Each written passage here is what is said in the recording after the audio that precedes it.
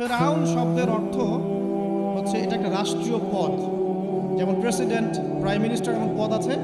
ফেরো বা ফেরাউন এটা হচ্ছে একটা রাষ্ট্রীয় পদের নাম। তো ফেরাউনের আসল নাম হচ্ছে রেমেসিস। কি নাম? রেমেসিস। রেমেসিস 1, রেমেসিস 2 এরকম করে নাম থাকে আর কি। আর যে ফেরাউনের মমিটা আমরা পেয়েছি তারও একটা নাম আছে। তার নাম হচ্ছে, আমি এনসাইক্লোপিডিয়া ব্রিটানিকা থেকে এটা পেয়েছি, তার নাম হচ্ছে মনেপ্তাহ। যে ফেরাউনের মমিটা আমরা পেয়েছি এর নাম হচ্ছে মনেপ্তাহ, তার মূল নাম। তাকে রেমেসিস বলা হতো আর তার টাইটেল হচ্ছে ফেরো বা ফেরাউন। ঠিক আছে। এখন এই ফেরাউনদের সময় ইউসুফ আলাইহিস সালামের রেখে যাওয়া সেই যে বনু ইসরাইল, এরা আর উন্নত জীবনযাপন করতে পারলো না। তারা দাসত্বের শৃঙ্খলা আবদ্ধ, তাদের উপর জুলুম নির্যাতন শুরু হতে লাগলো। এক পর্যায়ে ফেরাউন তাদেরকে ডিভাইড অ্যান্ড রুলের মতো করে সমাজে নিপীড়িত করতে লাগলো। আর ফেরাউনের অনেক পাপ ছিল, যে পাপটা আমরা আসলে অল্প কথায় ব্যাখ্যা করতে পারবো না। এক কথায় সে নিজেকে আল্লাহ দাবি করেছিল। তারপরে সে সমাজের মধ্যে শিরকের প্রচলন ঘটাতো।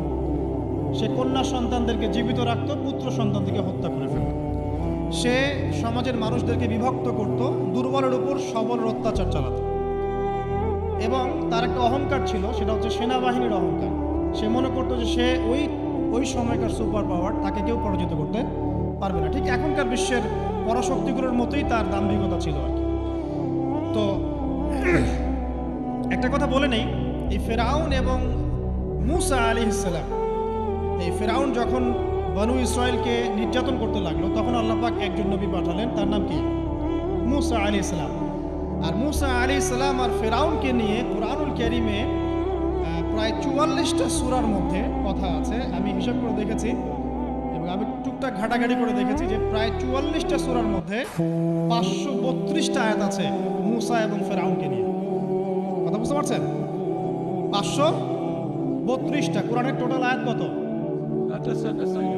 একদম ভুল উত্তর। 6236। 6000 কত? 236। মতবিরোধ আছে, তবে 6236টা আয়াতের পক্ষে সত্য দলিল আছে। তো এটাকে পার্সেন্টেজ দিয়ে করবেন, যারা ম্যাথামেটিক্স পারেন তারা তো খুব সহজেই পারবেন। তো পার্সেন্টেজ করলে দেখবেন যে 8.53% আয়াত মূসা এবং ফেরাউনকে নিয়ে। 100%-এর মধ্যে প্রায় 8.5 বা 9% আয়াত কাকে নিয়ে? মূসা এবং ফেরাউনকে। এমনি এমনি তো আল্লাহ পাক এই কাজটা করবেন না নিঃসন্দেহে। এর মধ্যে একটা শিক্ষা বা মেসেজ আছে, সেটা হলো আমাদের জন্যে, উম্মতে মুহাম্মাদির জন্যে যেই সব জাতির মধ্যে সবচেয়ে বেশি শিক্ষা আছে তার মধ্যে সবচেয়ে ইম্পর্টেন্ট হচ্ছে মূসা এবং ফেরাউনের সময়। মূসা এবং ফেরাউন এই ঘটনার মধ্যে যে শিক্ষাগুলো আছে এটা আমাদের জন্য সবচেয়ে বেশি ইম্পর্টেন্ট। এই জন্য এত বেশি আয়াত নাজিল করা হয়েছে। কোরআনে যে কোনো সূরা খুলবেন দেখবেন মূসা আর ফেরাউন, মূসা আর ফেরাউন। কী কারণ? এমনি নিঃসন্দেহে শেষ জামানে আমরা যারা বাস করব তাদের জন্যে এই ঘটনার মধ্যে বিশাল কিছু শিক্ষা আছে। শিক্ষাগুলো আমরা ইনশাআল্লাহ আজকে জানব। তো এখন মূসা আলাইহিস সালাম এই ফেরাউনের যুগে জন্ম লাভ করলেন। তবে ফেরাউনকে জ্যোতিষীরা বলেছিল আগেই যে ওই শাম দেশ থেকে একটা আগুন আসছে যে তোমার সিংহাসনকে পুড়িয়ে ফেলবে। এর ফলশ্রুতিতে ফেরাউন যেটা করলো, সমস্ত পুত্র সন্তান যারা হতো এদেরকে তারা জবাই করে হত্যা করল। যখন জনগণ বলল যে কাজটা খুব খারাপ, প্রতিবাদ শুরু হলো, তখন 1 বছর গ্যাপ দেওয়া শুরু করলো। 1 বছর মারবে, আরেক বছর রাখবে, আরেক বছর মারবে, আরেক বছর রাখবে। যেই বছর মারলো না সেই বছর জন্ম লাভ করলো মূসা আলাইহিস সালামের ভাই হারুন আলাইহিস সালাম। ঠিক আছে, উনিও কিন্তু নবী ছিলেন। আচ্ছা, আর যে বছর মারার কথা সেই বছর জন্ম লাভ করলেন মূসা আলাইহিস সালাম। এখন আমি খুব শর্ট করে বলছি, অনেক ডিটেলস বলতে গেলে 3টা বেজে যাবে, আজকে আসরও হতে পারে। তো এখন যে বছর মারার কথা সেই বছর জন্ম লাভ করলেন মূসা আলাইহিস সালাম। এখন মূসা আলাইহিস সালামের মা কিন্তু তখন খুব শঙ্কিত, ফেরাউন তার সন্তানকে হত্যা করবেন। আল্লাহ রাব্বুল আলামিন কোরআনের মধ্যে বলেছেন সূরা কাসাসের মধ্যে। কোন সূরা? সূরা কাসাস। আমি 2টা সূরার নাম বলছি, আজকে বাসায় গিয়ে পড়বেন। এই 2টা সূরার মধ্যে সবচেয়ে বেশি হিস্ট্রি আছে মূসা এবং ফেরাউন এই বিষয়টার উপরে। একটা সূরার নাম হচ্ছে সূরা তাহা, এখানে সুন্দর করে ধারাবাহিকভাবে গল্পটা দেওয়া আছে। একটা সূরা হচ্ছে সূরা কাসাস। এই 2টা পড়বেন অর্থ সহ। তো মূসা আলাইহিস সালামের মায়ের হৃদয়টা খুব শঙ্কিত ছিল যে তার সন্তানকে হত্যা করে ফেলা হবে।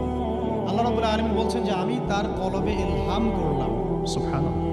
আল্লাহ পাক তার মায়ের কলবের মধ্যে ইলহাম, মানে কি? ইলহাম হচ্ছে আল্লাহর পক্ষ থেকে প্রত্যাদেশ না, ওহী না, কিন্তু একটা বুঝ বা একটা নূর, একটা তাজাল্লি, একটা বসিরা ঢেলে দেওয়া।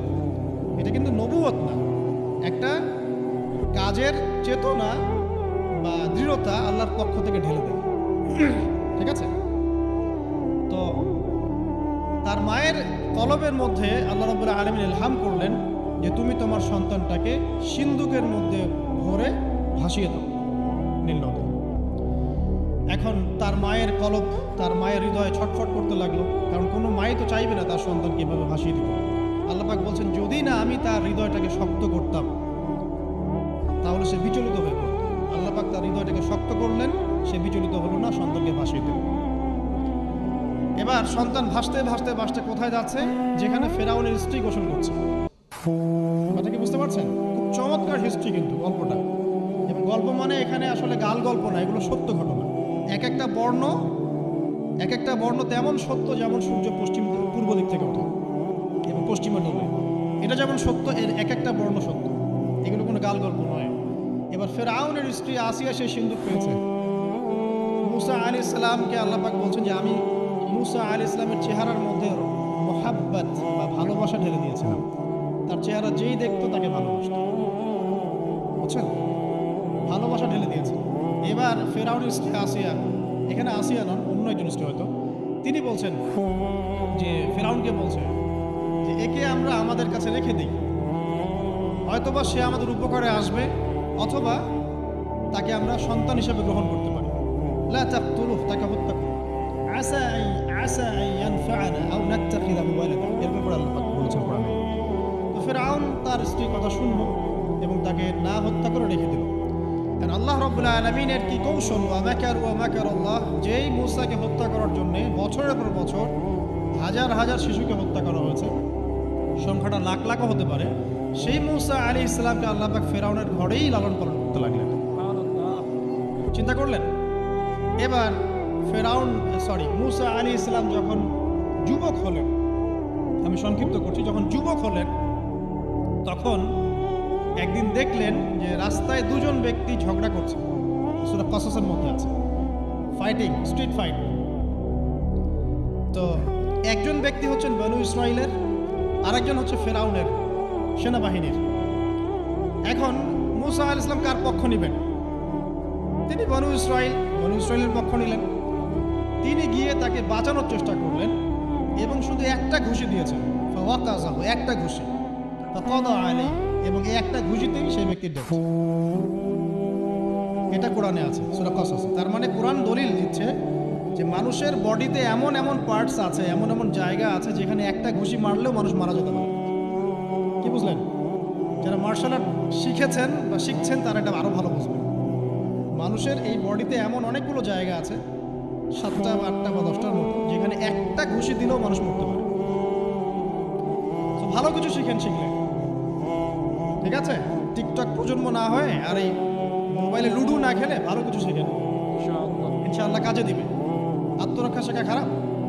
আচ্ছা, তো তবে দাড়ি টুপি নিয়ে শিখতে চান না, সমস্যা পড়তে পারে। এখন একটা ঘুষিতে সেই ব্যক্তি মারা গেল। তারপরের দিন আবার দেখা গেল যে ওই ব্যক্তি যাকে তিনি বাঁচিয়েছেন সেই ব্যক্তি আর আরেকজন সেনাবাহিনীর সদস্য আবার মারা গেছে। এবার মূসা আলাইহিস সালাম বললেন যে তুমি তো একটা বোকা মানুষ।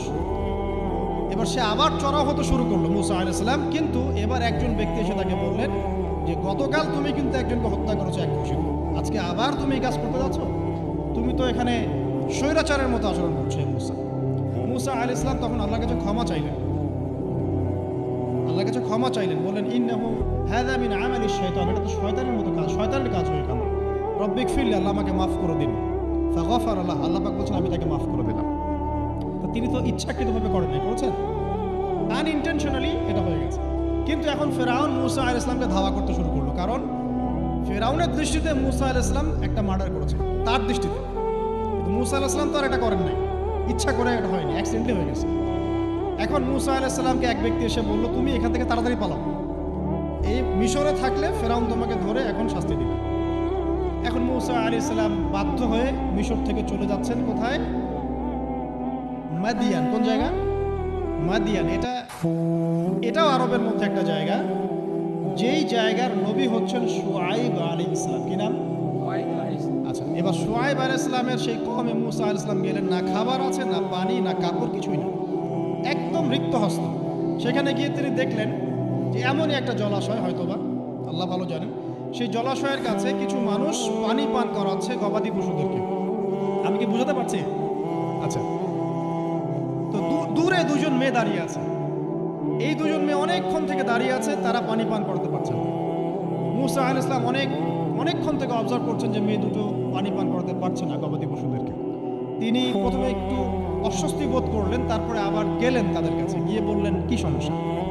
তখন সেই মেয়েরা বলল, যতক্ষণ পর্যন্ত আমার কওমের লোকেরা এখান থেকে সরে যায় না, ততক্ষণ আমরা পানি পান করাতে পারি না, কারণ আমরা দুর্বল, মেয়ে মানুষকে টাইম দিচ্ছে না।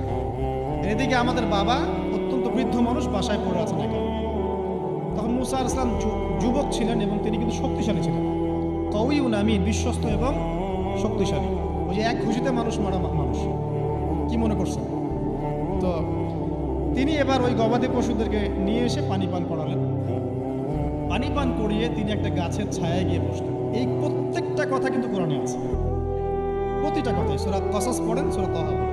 গাছের ছায়ায় বসে তিনি একটা দোয়া করছেন, এবার হাত উঁচু করে দোয়া করছেন, রব্বি, হে আমার প্রতিপালক, ইন্নী লিমা আনজালতা ইলাইয়া মিন খায়রিন ফাকির। হে আল্লাহ, আপনি আমার প্রতি যে রহমত বা যে করুণা বর্ষণ করবেন, এর জন্য আমি ফকির হয়ে বসে আছি। দোয়ার ভাষাটা শুনছেন? আল্লাহ, আপনি আমার প্রতি যে করুণা বর্ষণ করবেন, আমি এর জন্য ফকির হয়ে বসে আছি। তো প্রত্যেকটা নেক কাজ করার পরে এরকম দোয়া করা সুন্নাত, দোয়া কবুল হয়ে যাবে। দোয়া সাথে সাথে কবুল হয়ে গেল। এখন ওই দুইজন মেয়ের মধ্যে একজন মেয়ে হেঁটে হেঁটে আসছে। ওই মেয়ে কিভাবে হেঁটে এসেছে সেটাও কোরআন বলেছে, কিভাবে হেঁটে এসেছে সেটাও কোরআনে বলেছে সূরা কসসের মধ্যে। সূরা কসসে আল্লাহ পাক বলছেন, ওই দুইজন মেয়ের মধ্যে একজন হেঁটে হেঁটে আসলো লাজুক পায়ে। কেমন পায়ে? লাজুক পায়ে। যেই চলাফেরা আপনি এখনকার মেয়েদের মধ্যে দেখতে পারবেন না। এখনকার মেয়েদের হাঁটার মধ্যে লজ্জা আছে, লজ্জাশীলতার সাথে লাজুক ভঙ্গিতে সেই মেয়ে হেঁটে হেঁটে আসলো। আল্লাহ পাক সেই কথাটা কোরআনে বলেছেন। ওই মেয়ের হেঁটে আসাটা আল্লাহ রাব্বুল আলামিন ব্যাখ্যা করেছেন। সেই মেয়ে, দুইজন মেয়ের একজন মেয়ে হেঁটে হেঁটে আসছে মুসা আলাইহিস সালামের কাছে লাজুক ভঙ্গিতে, লজ্জায় মুখ নত করে, লজ্জাশীলতার সাথে এসে বলছেন, আমার বাবা আপনাকে ডাকছে। তার বাবাকে? শুআয়ব আলাইহিস সালাম, আমার বাবা আপনাকে ডাকছে। এবার তিনি গেলেন শুআয়ব আলাইহিস সালামের কাছে, গিয়ে তার কিসসা বা কাহিনীটা বললেন। শুআয়ব আলাইহিস সালামও কিন্তু একজন নবী এবং জবরদস্ত নবী। বলে রাখি, শুআয়ব আলাইহিস সালামের কওম সর্বপ্রথম সেই কওম যাকে ভূমিকম্প দিয়ে ধ্বংস করা হয়েছে। সর্বপ্রথম পৃথিবীতে ভূমিকম্প দিয়ে যে কওমকে ধ্বংস করে দেওয়া হয়েছে সেটা হচ্ছে শুআয়ব আলাইহিস সালামের কওম। আর তিনটা বড় বড় ভূমিকম্প আমাদের সামনে অপেক্ষা করছে শেষ জামানায়। তিনটা হবেই, একটা পৃথিবীর পশ্চিম দিকে, একটা পৃথিবীর পূর্ব দিকে। আর পূর্ব দিক বলতে কিন্তু আমাদের দিক, Indonesia, Malaysia, Bangladesh, Pakistan, Sri Lanka, India, এই পুরো জায়গা হচ্ছে পূর্ব দিক। আর পশ্চিমা সভ্যতা তো বোঝেন পশ্চিম কোন দিকে। আর একটা হবে পৃথিবীর মাঝখানে। মাঝখান কোনটা? এই যে জাজিরাতুল আরব, এখানে একটা হবে। এটা হবেই, কোনো বিজ্ঞানী ঠেকাতে পারবে না। তো শুআয়ব আলাইহিস সালামের কওম সেই কওম যাকে ভূমিকম্প দিয়ে ধ্বংস করা হয়েছিল। তো এখন মুসা আলাইহিস সালাম তার কাছে গিয়ে তার ঘটনাগুলো বললেন। শুআয়ব আলাইহিস সালাম তাকে বললেন, ঠিক আছে, আমার মেয়ের একটা দাবি। আমার মেয়ে বলেছে যে তুমি হচ্ছ বিশ্বস্ত এবং শক্তিশালী, তোমাকে যেন আমি আমার কাজে নিয়োগ করি। আসলে মেয়ে বাবাকে ইঙ্গিত একটা মানে মনের ভাব ব্যক্ত করেছে আর কি। তখন তার বাবা সেই ভাবটা বুঝতে পেরেছেন। তিনি বলেছেন, ঠিক আছে, আমি আমার এই মেয়ের সাথে তোমাকে বিয়ে দিব। শর্ত কি? শর্ত হচ্ছে তোমাকে 8 বছর আমার এখানে কাজ করতে হবে। 8 বছর? কত বছর? 8 বছর কাজ করার বিনিময়ে আমি তোমাকে আমার মেয়ের সাথে বিয়ে দিচ্ছি। আর যদি তুমি চাও তাহলে 10 বছর পূর্ণ করতে পারো। তো মুসা আলাইহিস সালাম বলেন, ঠিক আছে, আমাদের মাঝে আল্লাহ পাক সাক্ষী হিসেবে যথেষ্ট। এবার সেখানে মুসা আলাইহিস সালাম তার সংসার শুরু করলেন। 10 বছর অতিবাহিত হলো। তারপরে এখন মিশরে ফিরে যাওয়ার পালা। মুসা আলাইহিস সালাম তার স্ত্রীকে নিয়ে কোথায় যাচ্ছেন এখন? মিশর, তার হোম টাউন, ঠিক আছে, মাদারল্যান্ড। কিন্তু যাত্রা পথে তুয়া উপত্যকায় বিভিন্ন কিতাবে এসেছে তার স্ত্রীর প্রসব বেদনা শুরু হয়। তখন তিনি আগুন তালাশ করতে থাকেন। আগুন তালাশ করতে করতে আস্তে আস্তে তিনি এমন একটা জায়গার দিকে চলে যান, তুয়া উপত্যকায়, যেখানে দেখেন যে গাছের উপর আগুন জ্বলছে। এবং তখন আগুনকে ফলো করতে করতে হঠাৎ তিনি এক গায়েবী আওয়াজ শুনতে পান। আওয়াজটা হচ্ছে এমন, আমি একটু পড়ে শোনাই। আওয়াজটা হচ্ছে এমন যে ইন্নী আনা রব্বুক ফাখলা'না আলাইক ইন্নাকা বিল ওয়াদিল মুকদ্দাস তুয়া। এই আওয়াজটা আল্লাহ পাকের। কার আওয়াজ? সুবহানাল্লাহ। আল্লাহ পাক মূসা আলাইহিস সালামের সাথে কথা বলছেন এই জায়গায়।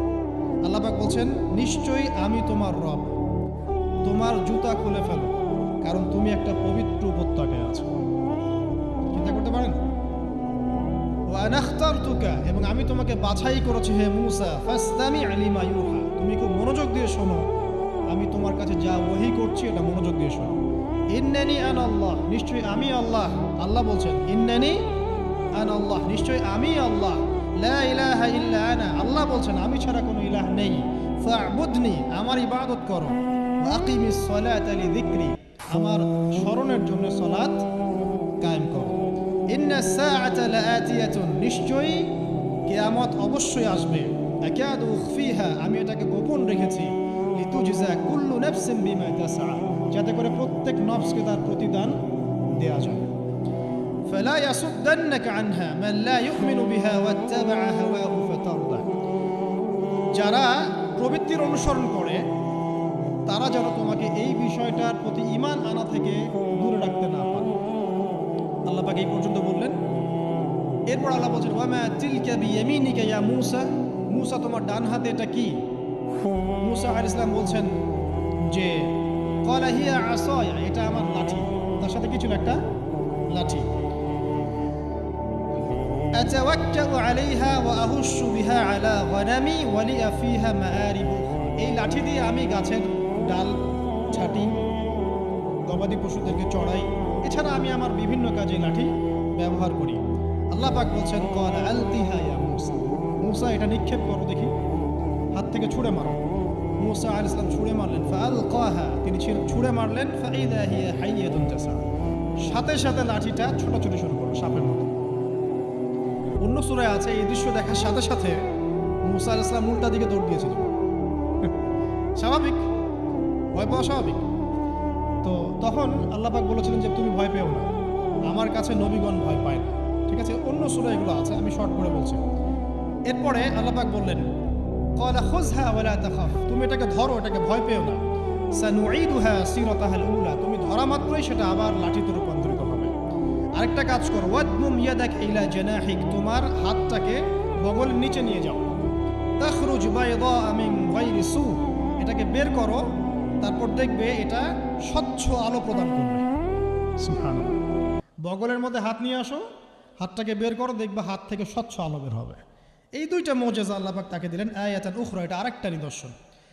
তো এখানে কি হলো? মূসা আলাইহিস সালাম নবুয়ত পেলেন। Shortcut key? মূসা আলাইহিস সালাম কি পেলেন? নবুয়ত পেলেন।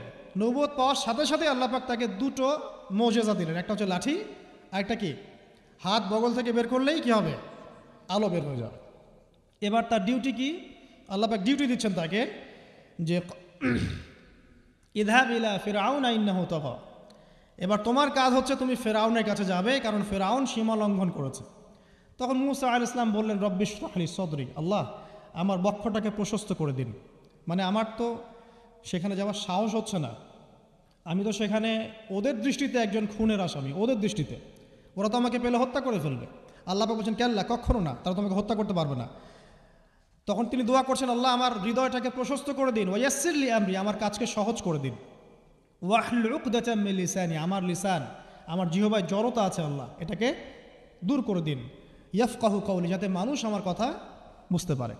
এই দোয়া করলেন, কবুল হয়ে গেল। এবং আরও দোয়া করলেন যে ওয়াজআলি ওয়াজিরাম মিন আহলি, আমার পরিবারের মধ্য থেকে একজন ওজির দেন। ওজির মানে সহায়ক, যেটা হচ্ছেন হারুন আলাইহিস সালাম, যাতে করে আমরা কি করতে পারি? বেশি বেশি আপনার জিকির করতে পারি এবং আমাদের কাজ সহজ হয়।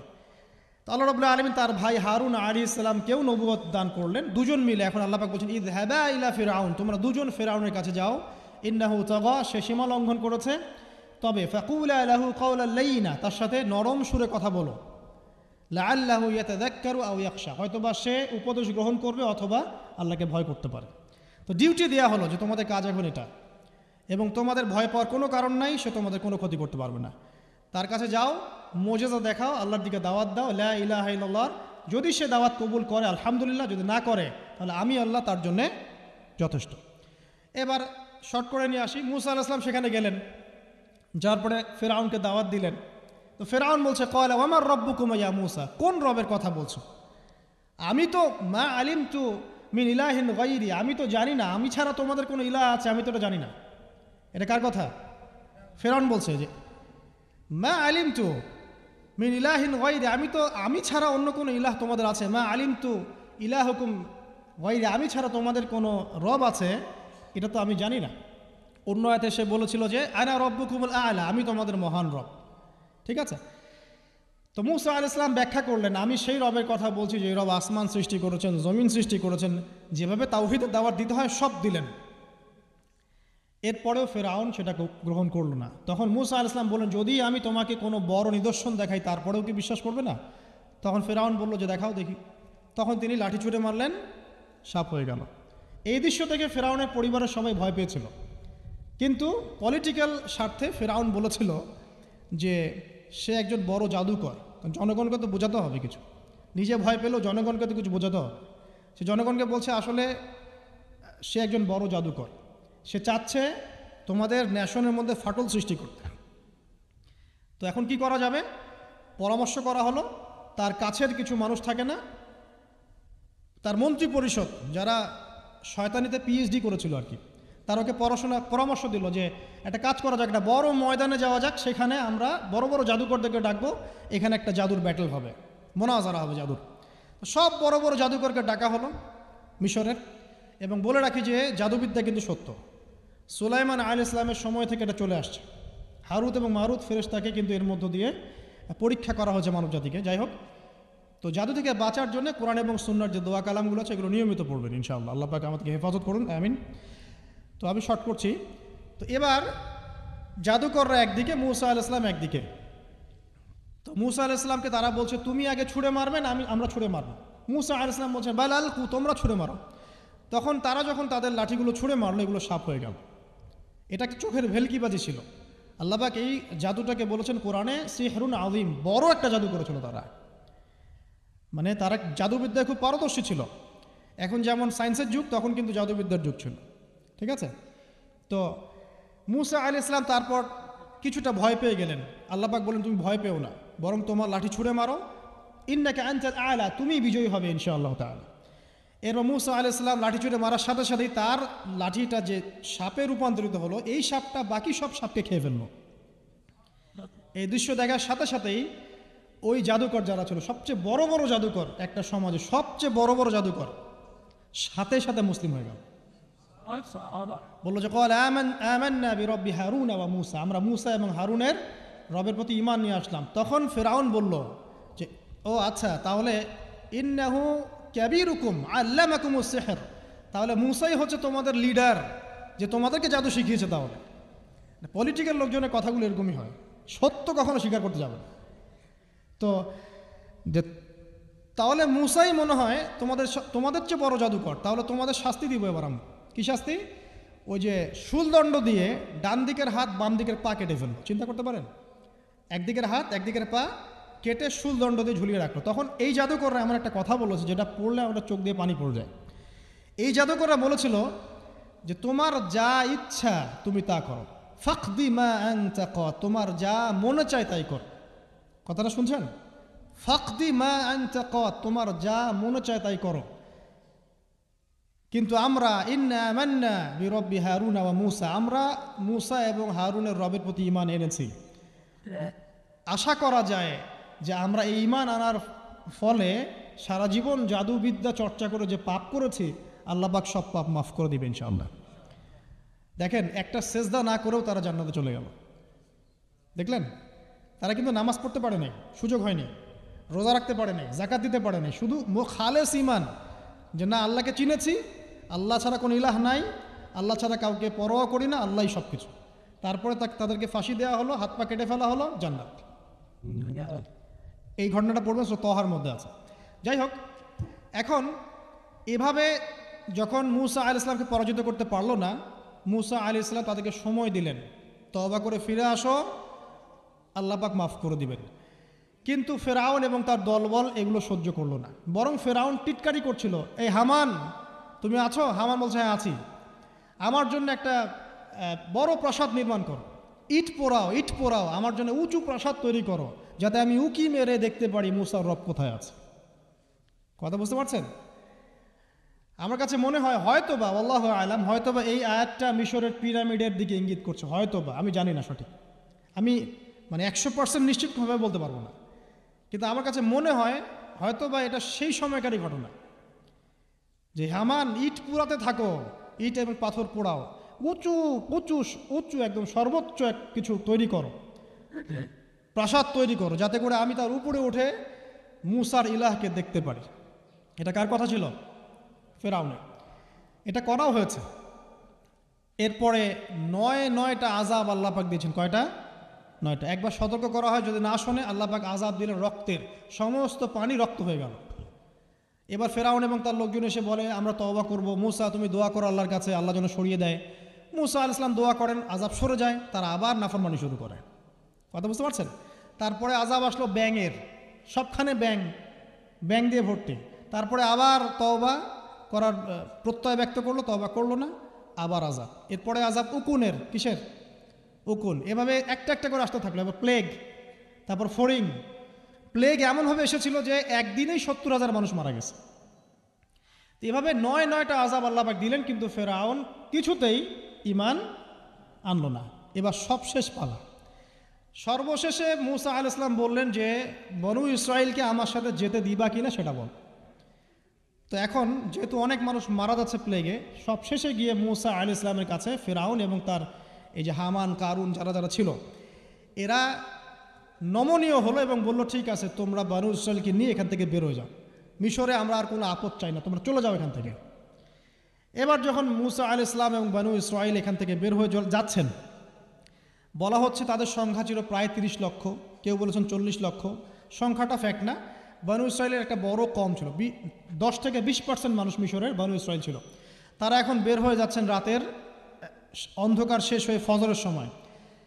ফেরাউনের মাথায় আবার শয়তানি চাপলো। সে বলল না, এদেরকে যেতে দেওয়া যাবে না, যদি চলে যায় ওখানে গিয়ে যদি বিদ্রোহ করে আমাদের উপর হামলা করে, কি করণীয়? ফুল ফোর্স নিয়ে, তার যত সেনাবাহিনী ছিল সমস্ত সেনাবাহিনী নিয়ে ফেরাউন মূসা আলাইহিস সালাম এবং তার কওমকে ধাওয়া করা শুরু করলো পিছন থেকে।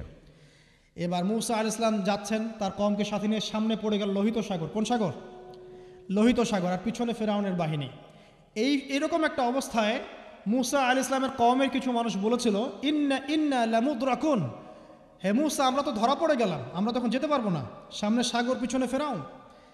এই সময় মূসা আলাইহিস সালাম একটা কথা বলেছিলেন, এই কথাটা যে বলতে পারবে বিপদের সময় আল্লাহ পাক তার সাথে থাকবেন ইনশাআল্লাহ।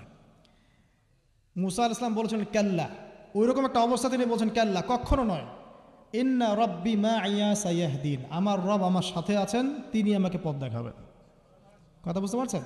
ব্যাস আল্লাহ পাকের সাহায্য নেমে আসলো, তিনি বললেন লাঠি ছুঁড়ে মারো। লাঠি ছুঁড়ে মারার সাথে সাথেই একটা দুইটা না 12টা রাস্তা হয়ে গেল, পানি ভেদ করে, সাগর ভেদ করে। আর এই 12টা রাস্তা দিয়ে, এটা কোনো গাল গল্প নয়, 12টা রাস্তা দিয়ে বনু ইসরাইলের 12টা দল চলে গেল, পার হয়ে গেল। আর ফেরাউন এটা অবাক হয়ে দেখছে। এক পর্যায়ে সেও সিদ্ধান্ত নিল যে আমিও আমার ফোর্স নিয়ে ধাওয়া করব। এই যে সে নামলো লোহিত সাগরের, সাথে সাথে পানি আবার আগের জায়গায়। এক মুহূর্তের মধ্যে, মানে এক দিনে পুরো ফেরাউন এবং ফেরাউনের যত সেনাবাহিনী আছে এক দিনের মধ্যেই শেষ, পৃথিবী থেকে চিরবিদায়। আল্লাহ পাক এত চমৎকার করে কথাটা বলেছেন, কাম তারাকু মিন জান্নাতি ওয়া উয়ুন, তারা কতই না বড় বড় জান্নাত মানে বাগান এবং প্রস্রবণ পার হয়ে চলে গেল। ওয়া কুনুজি ওয়া মাকামিন কারীম, কত সুন্দর সুন্দর জায়গা তারা ছেড়ে দিয়ে চলে গেল। এবং তারা ধাওয়া করতে লাগলো ফেরাউন মূসার বাহিনীকে। যখন তারা ডুবে গেল, ফামা বাকাত আলাইহিমুস সামা ওয়াল আরদ, তাদের জন্য আসমান এবং জমিনের কোনো সৃষ্টি এক ফোঁটা চোখের পানিও ফেলে নেই। এটা আপনি সূরা দুখানের মধ্যে পাবেন, আরও বিস্তারিত আছে। তো এই যে ঘটনাটা ঘটেছে, এই ঘটনাটা ঘটেছে মুহররম মাসের 10 তারিখে। কয় তারিখে? এই হচ্ছে সেই ঘটনা যার স্মরণে আমরা মুহররম মাসের 10 তারিখে সওম রাখি। কথা কি বুঝতে পারছেন? এটাই সেই ঘটনা, যেই ঘটনার ফলশ্রুতিতে এটাকে স্মরণীয় করে রাখতে আল্লাহ পাক কিয়ামত পর্যন্ত এই আশুরার সওমটাকে রেখে দিয়েছে। এটা ইহুদিরাও রেখেছে, ইসলাম আসার পূর্বে, মানে নবী সাল্লাল্লাহু আলাইহি ওয়াসাল্লামের শরীয়ত আসার পূর্বেও আগের জাতিরাও এটাকে রেখেছিল। নবী সাল্লাল্লাহু আলাইহি ওয়াসাল্লাম এই সওমটাকে রেখেছেন, মুহররম মাসের এই 10 তারিখের সওমটা, এবং তিনি বলেছেন যে আমি আশা করি এই সওম রাখার ফলে 1 বছরের গুনাহ আল্লাহ পাক মাফ করে দিবেন। এবং একজন সাহাবী এসে জিজ্ঞাসা করছিলেন যে কোন মাসের রোজা রমাজান মাসের পরে সর্বোত্তম? নবী সাল্লাল্লাহু আলাইহি ওয়াসাল্লাম বলছেন রমাজান মাসের পর সর্বোত্তম সওম হচ্ছে মুহররম মাসের সওম। 3-4টা বিষয় নবী সাল্লাল্লাহু আলাইহি ওয়াসাল্লাম কখনো ছাড়তেন না। ফজরের আগে 2 রাকাত সুন্নাত, মাসের 3 দিন রোজা রাখা, আইয়ামে বীজের, তারপরে আপনার আরাফার সওম, এবং এই যে মুহররম মাসের সওম। এই সওমগুলো নবী সাল্লাল্লাহু আলাইহি ওয়াসাল্লাম কখনো ছাড়তেন না। আরও এসেছে একটা বর্ণনা, আমি এটা পেয়েছি ফয়জুল কালামের মধ্যে, যে আশুরার সওম রাখার পাশাপাশি ওই দিন যদি আপনি পরিবার বর্গের উপর খরচ করেন, ইনশাআল্লাহ আপনাকে সারা বছর আল্লাহর পক্ষ থেকে রিজিকের প্রশস্ততা দেওয়া হবে ইনশাআল্লাহ। তো পরিবার বর্গের প্রতি আপনি খরচ করতে পারেন। এখন এই যে ঘটনা দেখেন, এই ঘটনার মূল পিছনে গল্প কি? জালেমের ধ্বংস, মাজলুমের মুক্তি, তাই তো?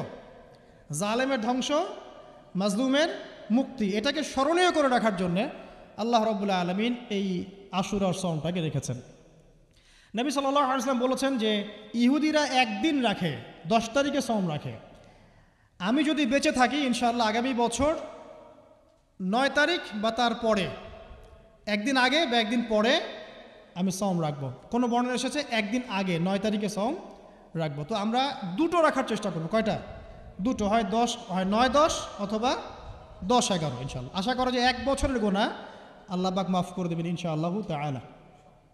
আর বেশি বেশি মুহররম মাসে সওম রাখতে পারেন, ইস্তেগফার করতে পারেন, তাসবিহ তাহলিল করতে পারেন, এবং এই মাসে যে ঘটনাটা ঘটেছে আপনার মূসা আলাইহিস সালাম এবং ফিরআউনের, এই ঘটনাটাকে চর্চা করবেন, এটাকে প্রচার করবেন, প্রসার করবেন, এর মধ্য থেকে শিক্ষাগুলোকে নিজের জীবনে বাস্তবায়ন করার চেষ্টা করবেন ইনশাআল্লাহ তাআলা। আল্লাহ পাক সবাইকে তৌফিক দান করুন, আমিন।